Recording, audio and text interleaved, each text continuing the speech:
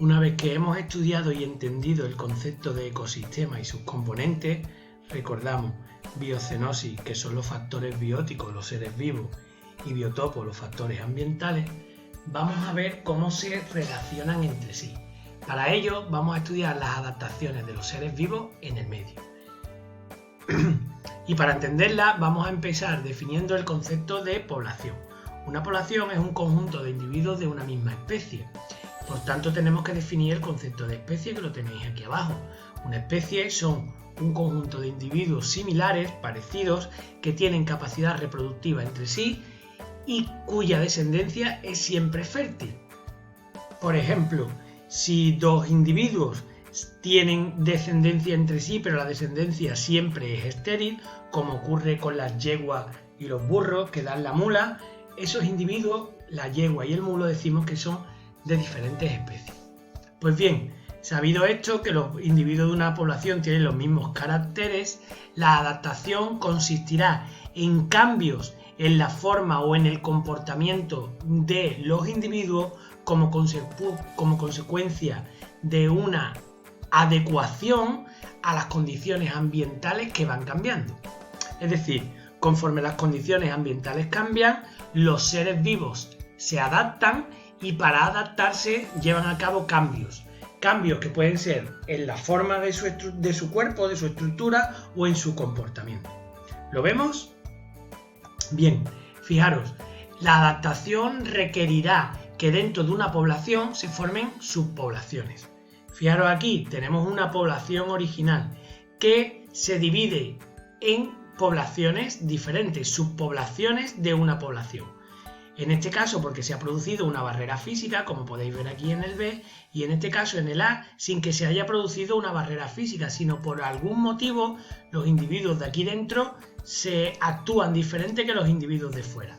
Pues bien, una vez que se han producido las subpoblaciones, subpoblación 1, subpoblación 10, la adecuación de los seres vivos de esas subpoblaciones a las condiciones ambientales del lugar en el que les ha tocado vivir va a producir pequeñas adaptaciones graduales en base a los cambios ambientales que se van produciendo, que a la larga pueden hacer que se hayan acumulado tantos cambios que aparezca una nueva especie.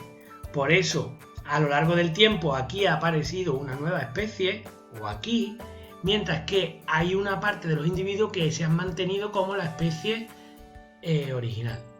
Por tanto, las adaptaciones pueden conseguir que se produzca una evolución y por tanto la aparición de un nuevo individuo.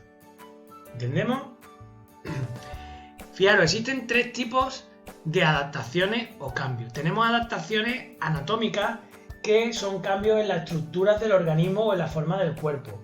Por ejemplo, los osos hormigueros tienen un rostro alargado para poder alimentarse de las hormigas de dentro del hormiguero.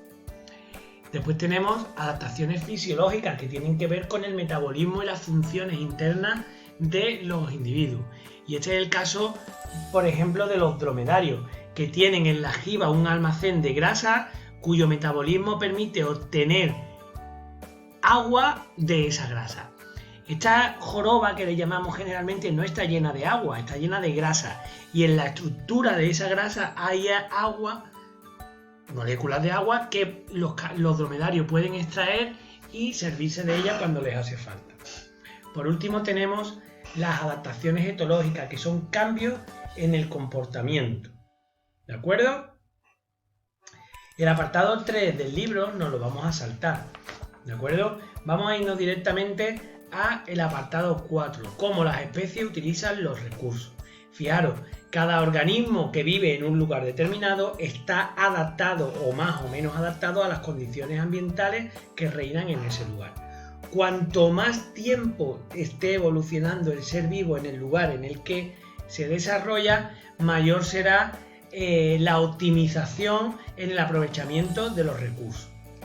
Estos recursos pueden ir desde el alimento a un lugar donde vivir, al cobijo. Y en base a cómo los organismos se aprovechan los recursos que les ofrece el medio, podemos diferenciar dos grandes grupos. Por un lado tenemos los individuos generalistas, que también llamamos oportunistas, y son individuos que viven muy bien en cualquier lado. Por eso decimos que son individuos euroicos. Si recordáis, una especie euroica es aquella que tiene un amplio rango de tolerancia para un factor determinado. Si una especie tiene rangos de tolerancia amplios para muchos factores, esa especie podrá vivir prácticamente en todos lados y por tanto decimos que es generalista o oportunista. ¿De acuerdo? Por el contrario, tenemos las especies especialistas, que son individuos estenoicos. Son individuos que viven en lugares muy concretos, porque al ser estenoico para varios factores, lo que ocurre es que tienen rangos muy estrechos para dichos factores. Esto hará que estén muy especializados en la zona donde viven, pero no pueden vivir fuera de ella. ¿Entendemos esto? Bien, para terminar, vamos a ver cada especie en su lugar. Y aquí me voy a quedar con dos conceptos claves. Por un lado, el concepto de hábitat y por otro lado, el concepto de nicho ecológico. Fijaros, ¿qué es el hábitat? El hábitat es un espacio físico, el lugar que reúne las condiciones idóneas para que un individuo pueda vivir, pueda desarrollarse. Y dentro del hábitat tenemos que diferenciar entre el área potencial de distribución y el área real de distribución. El área potencial de distribución es